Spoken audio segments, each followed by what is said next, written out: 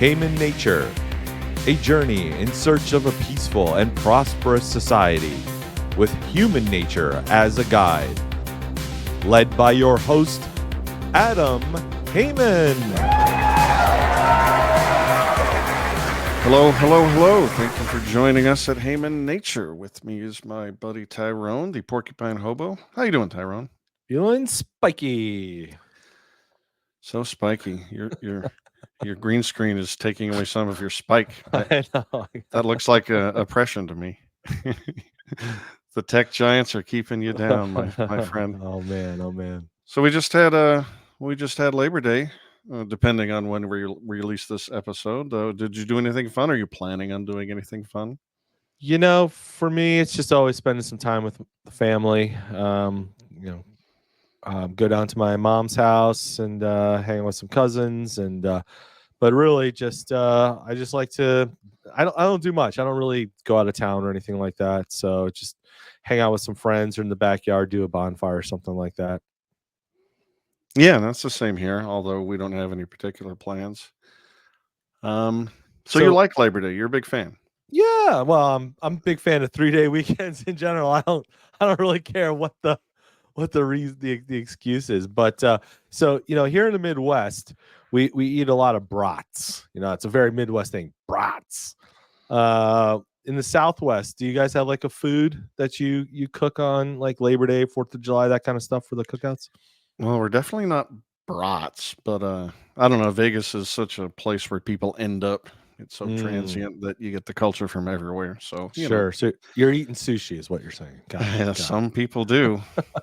Got a big Asian community in this town, Yeah, and they're not going to be eating hot dogs and hamburgers. It's going to be something weird. But no, it's the same all over. So you like Labor Day? I don't. I hate it. I hate it. You want to know why? Yes, sir. Let's hit me with it. I don't like anybody having any reason to tell me whether I should or I shouldn't wear white. You can just go to hell. I'll wear white whenever I want. That was not, that was a good one, man. That was a good one. I mean, it's known as the official end of summer. Labor Day is, but that's right. I don't know. It doesn't mean that much to me, and I certainly don't like people telling me what I can and can't wear. Well, for me, I like it because it's always signals. Start of football season is right around the corner. I love fall. It's probably my favorite season. So I don't know. Well, what most people are thinking of on this day, if they're thinking about what it's supposed to mean, rather than you just give me that 3-day weekend, fire up the grill. Yep. What it's supposed to signify is something about the inherent value of labor to this here republic/economy, which makes people think about how important unions are and various legislation that supports workers ostensibly. And I hate unions personally on a visceral level. Interesting. And I've hated unions and people that are in unions long before I ever learned the history of them or legal philosophies by which we might conclude that they are wrong for a healthy society. Before I learned economics, before I learned anything, I hated unions. Interesting. And the reason is because at the age of, what must I have been, 17? Yeah. At the age of 17, I became a scab. And I did not know what that word meant. But I took a job during the school year. I was working at a hotel at the front desk at minimal hours. But during the summer, I wanted more hours, and they didn't have them for me at the hotel. So I opened up the paper, and I saw that my local grocery store, it's a chain in Colorado at the time and probably elsewhere, called King Soopers, was advertising for employees. Apparently, the union that was running King Soopers was on strike, and so they were paying. I was getting $350 or something close to that at the hotel to run the front desk, and to be a cashier / stock boy / sweep the floor, whatever they were asking, was like $14 or $15 an hour. And I was like, "Are you crazy? You guys don't want this job? I'll take it." So I went and got the gig. They got hired me immediately. And so I found myself pushing through throngs of people yelling at me, calling me names, spitting at me as I went in and did a job for money that I was perfectly willing to do it. And I probably wasn't the best cashier or whatever, but I did a reasonable job. And in a couple of months, the thing ended. So that gig ended. But in the first, second or third week, I can't remember which, not only I had been suffering abuse by, I mean, I'm a child, I'm 17, and these adults are shouting the most awful crap at me. And at one point, they keyed my car. I came out from work, and the driver's side of my door was, they didn't even have the, they didn't have the honesty and good manners to spell anything. They just keyed it. Made a big, huge mess. So, yeah, if you tell me about unions and just the sanctity of the worker and how we should challenge the power of the monopolist or whatever, and how evil a scab is for taking somebody's job, I don't want to hear it. I hate unions a lot. And then, of course, becoming a libertarian, I learned how a lot of the power given unions is illegitimate. It violates private property, it violates the freedom of association. It just made me hate them even more. Well, you heard it here first, folks. My joke was going to be, you kind of ruined it by saying, I was going to say Adam hates freedom of association. I really don't. Because in theory, a union is just a group of people coming together for a common cause, right? Yeah, and if that's all it was, no libertarian would have any trouble with it. There's nothing wrong with collective bargaining. There's nothing wrong with forming together as a group and trying to enhance your bargaining position. The trouble is, this is not done in a voluntary manner in this country. The deck is stacked in the favor of the union as against the not only the employer but the person who doesn't want to have anything to do with that damn union. This gets pernicious in a lot of different ways, not the least of which is the fact that unions are the biggest, well, I shouldn't say that. They're enormous contributors to political parties that the worker might not want to have anything to do with. But if you're in a particular jurisdiction where you are required to be a member of a union in order to have that job, and there's a lot of those, then you're just sort of trapped. Um, to shield the laborer from the power, the pernicious power of the evil, monopoly employer, they've made you the slave of some union boss. And I don't think that's better, especially since you made up the first part. People aren't slaves to people who offer them money for labor. That's a Marxist trope. We've disproven that in economics and history just a zillion times over. And so, yeah, I kind of hate it. Yeah. So I had a similar. Hmm, I didn't have an experience like that, crossing picket lines or anything like that growing up. But obviously, it's kind of explained. I grew up in a libertarian household, so always had sort of a negative connotation of unions. But something sort of changed my mind a little bit, or I guess gave me a little bit of a different perspective, and really made me think about it in a deep way to make sure I understood it properly. Um, I'm sure you've seen the Free to Choose series that Milton Friedman did back was in the 80s or whatever. I Yeah, it's remember great. what yeah. I remember one episode they were talking about unions going on strike. And Milton Friedman was, you shouldn't put the blame on the unions. They're just responding to inflationary forces. So whenever a union goes on strike or is demanding higher wages, what they're really responding to is inflation. And it's inflation that's a problem.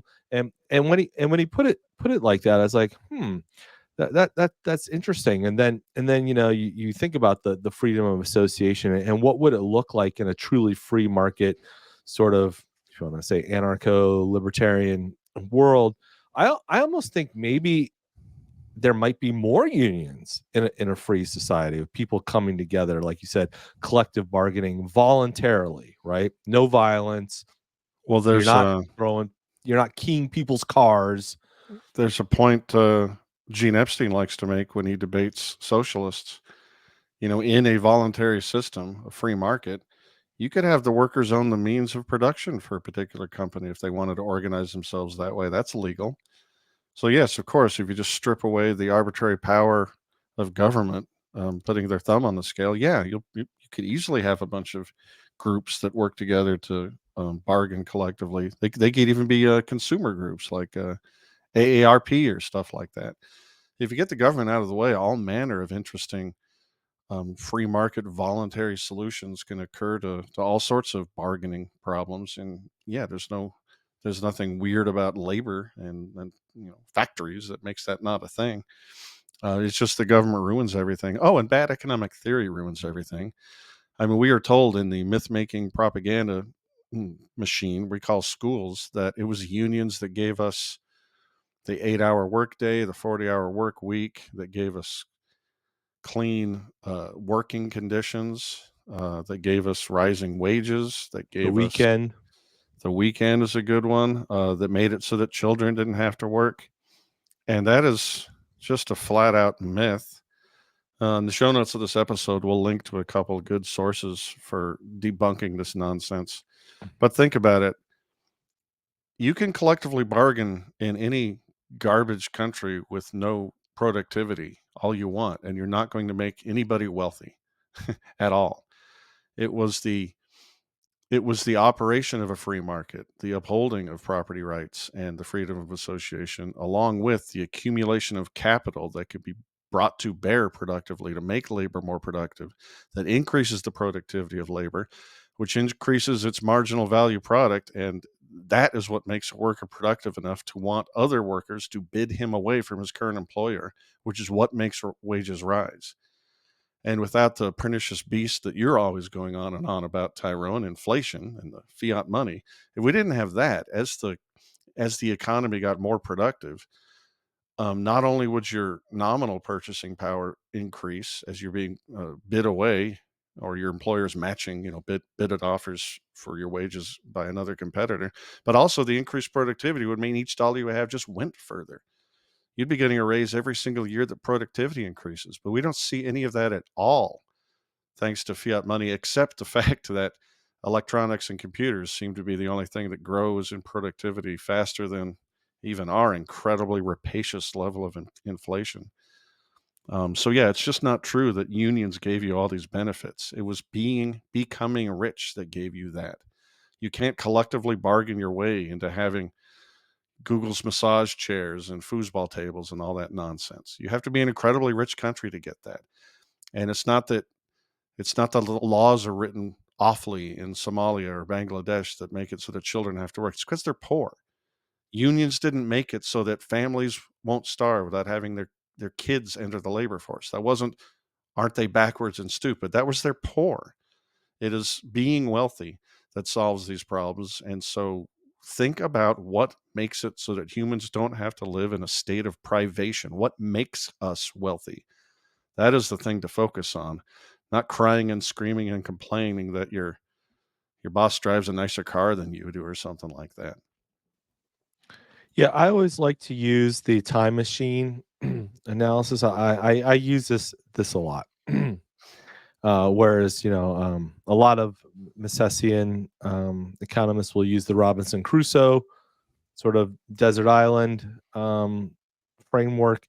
I like to use the caveman framework. So imagine you get in a time machine, you go back 50,000 years, and you find yourself amongst a group of cavemen, and and you see that there's this leader of the group, and he's telling people, go out there and hunt and gather and do all that stuff. And you walk up and go, hey, dude, it's the weekend, man. It's Saturday. We shouldn't be working.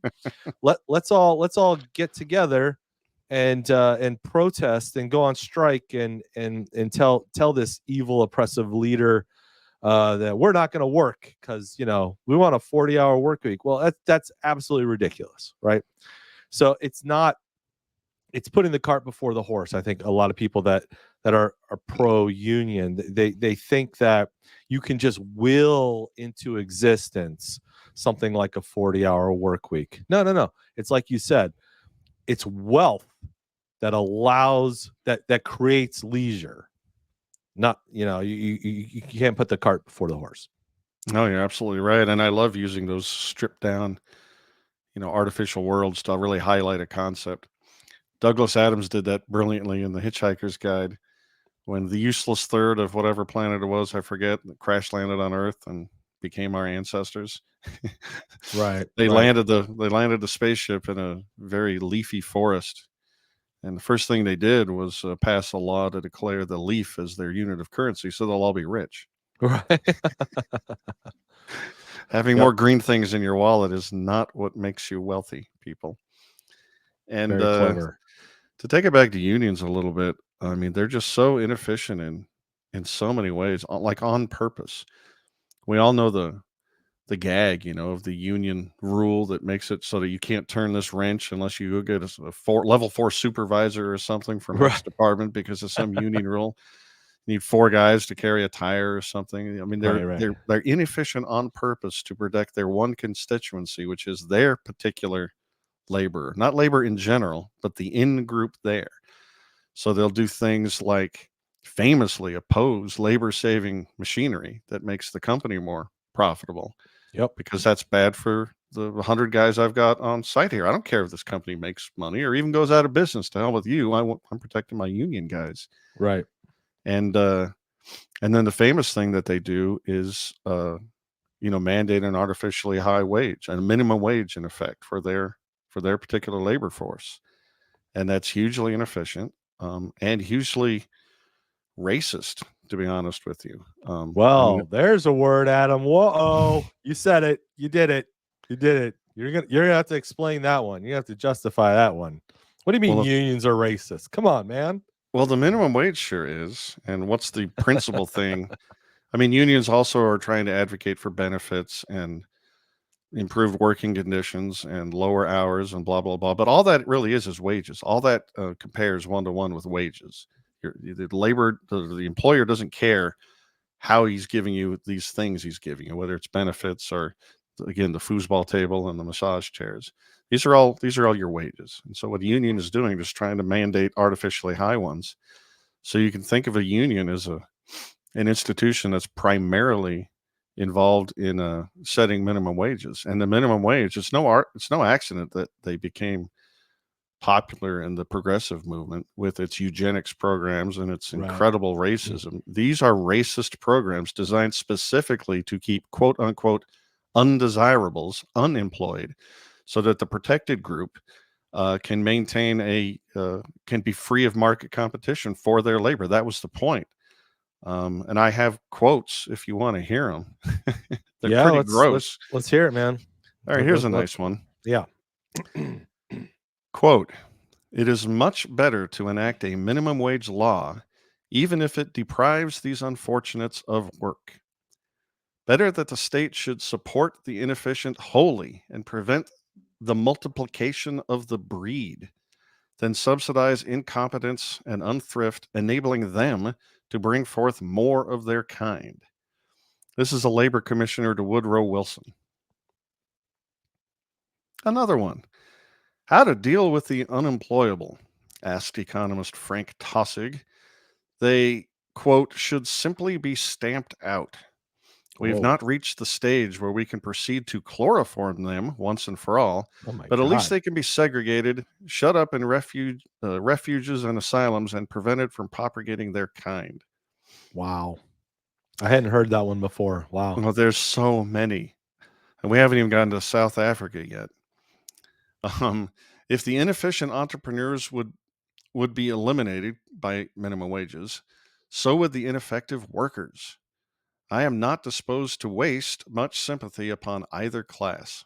The elimination of the inefficient is in line with our traditional emphasis on free competition and also with the spirit and trend of modern social economics. That's the eugenics of which I just spoke. There is no panacea that can save the incompetents except at the expense of the normal people. They are a burden on society and on the producers wherever they are. All these things are people railing or in support of minimum wage and what it does. Imbecility breeds imbecility as certainly as white hens breed white chickens. And under laissez faire, right? And under laissez faire, Oh imbecility is my given God. full chance to breed and Oh does my so, in God. fact, at a rate far superior to that of able stocks. That's some guy writing in the New Republic in the 1916. I mean, I don't understand how people today can call themselves socialists and not understand that Oh, but wait, socialism and there's more. racism just goes Oh, together. but wait, there's more. Okay, okay. Wage competition has no respect for the superior races, said Wow. University of Wisconsin economist John Commons in an 1907 book. The race with lowest necessities displaces others. Remember, this is the eugenics progressive area where they're Right. literally looking at the undesirable people in any society like vermin. Right. And they don't want laissez-faire. They don't want free Right, markets. right, right. They want the government to control wages so as to make the good people have jobs and the bad people, well, they can just die out. That'll be fine. In fact, we'll sterilize them if we get our way. Here's another one. The minimum wage will protect the white Australians' standard of living from the invidious competition of the colored races, particularly of the Chinese. This is Wow. Arthur Holcomb of Harvard University, a member of blah, blah, blah, speaking approvingly of Australia's What minimum wage legislation in 1912. 1912, which is hilarious because I just took a trip to Sydney a few months ago, and it's a lot of Chinese people there right now. They got all the money. So I mean, I don't know. It didn't work out, it seems like, for him. I would imagine.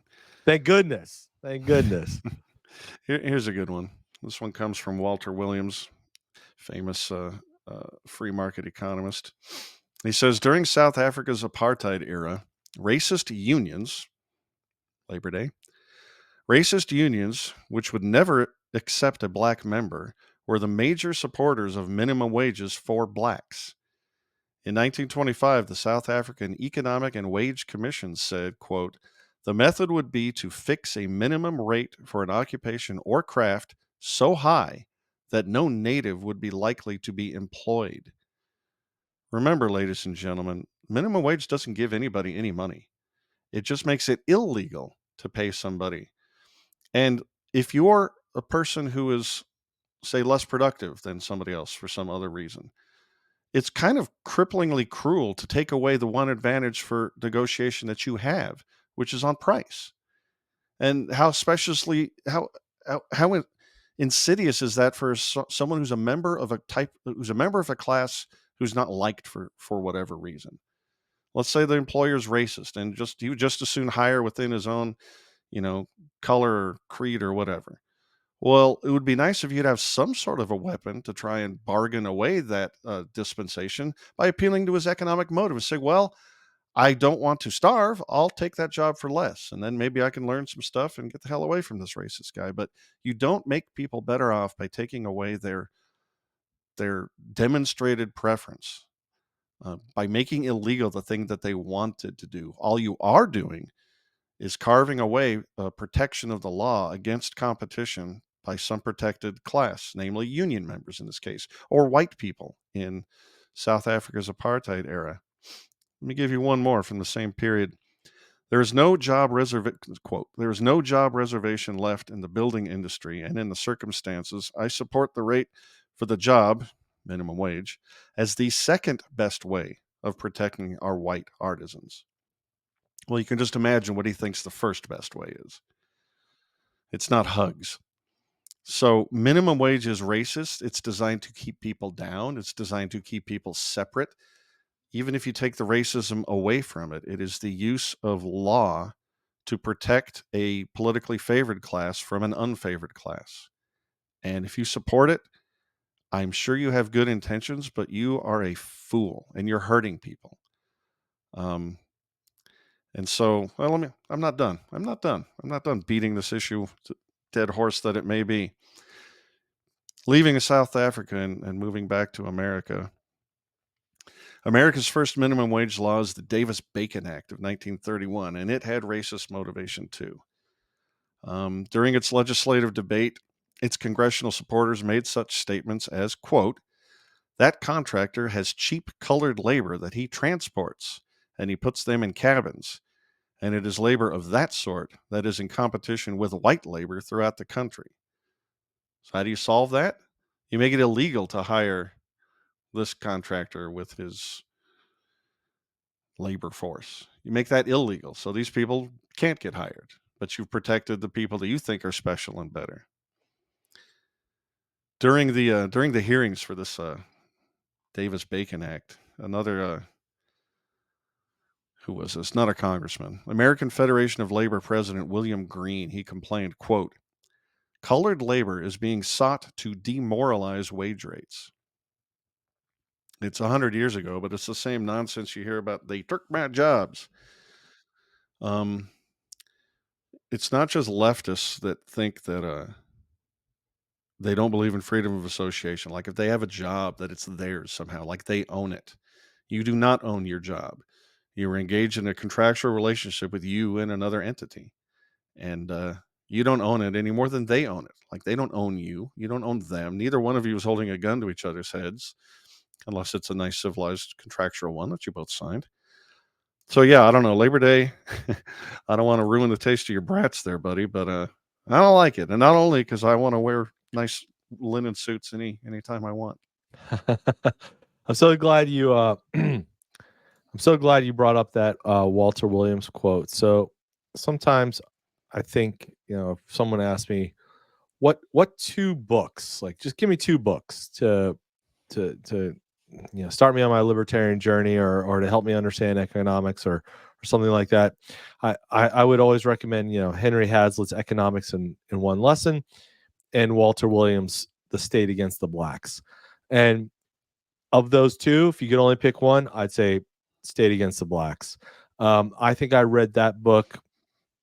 I was in high school, so teenager or whatever, and it blew my mind. I mean, just the sheer obviousness of it is that you'll never see the minimum wage again the same. It keeps the less fortunate, it keeps the underskilled down, and unfortunately, for whatever reason, it's just a fact of the world we live in, that happens to typically be quote unquote minorities, at least in this country.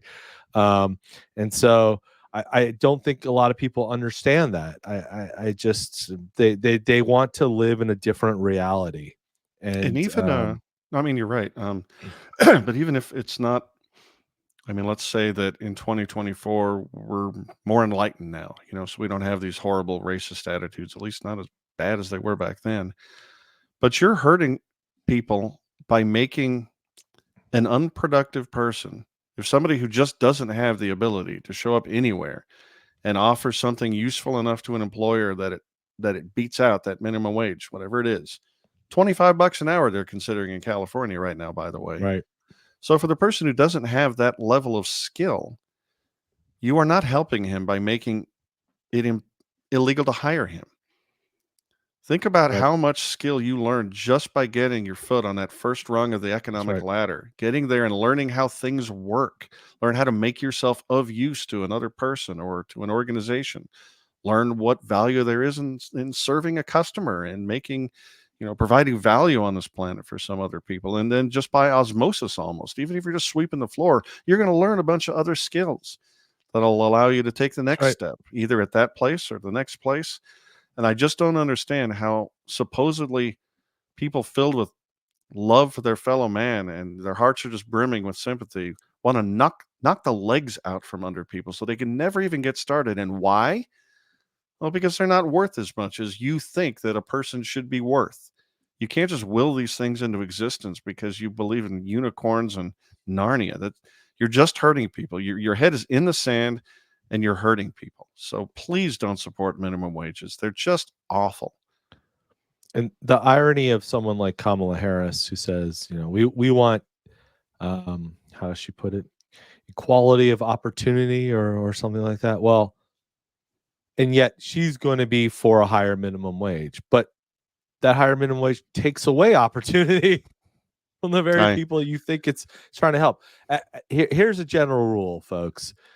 Whatever the stated intention of a government program or bill is, it will have the opposite effect. That's all you need to know. They just have the opposite effect.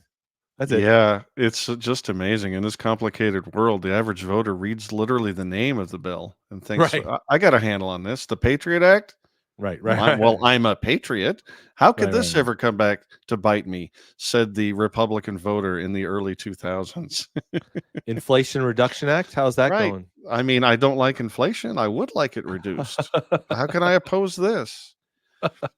And yes, yeah, usually when you're wielding the ring of power, you're going to have detrimental effects far in excess whatever tiny benefits you might be able to squeeze out of it.